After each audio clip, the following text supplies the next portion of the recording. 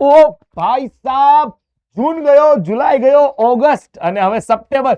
આ વારો આવી ગયો યુનિટ ટેસ્ટ નો. હવે શું કરવું? આઈએમપી તો કરવું જ પડે.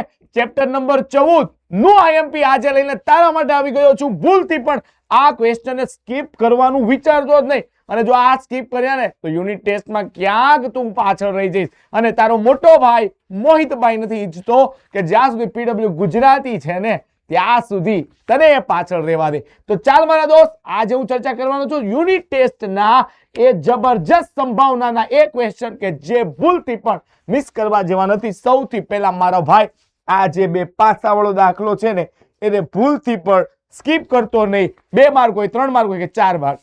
એના પછી ખોખામાં 1 થી 100 સુધીની સંખ્યા, અહીંયાથી 1 થી 90 અંક સુધીની સંખ્યા પણ આપી શકે છે.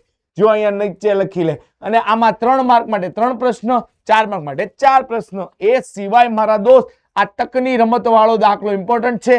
1 થી 8 ની જગ્યાએ બની શકે કે 10 અને 12 બોર્ડની પરીક્ષા માટે અને તારી યુનિટ ટેસ્ટ માટે પણ ઘણી સ્કૂલો ગ્રાન્ટેડમાં આવો ચેન્જ કરશે. પત્તા વાળો દાખલો આ 4 માર્કમાં હોય જ છે મારા ભાઈ.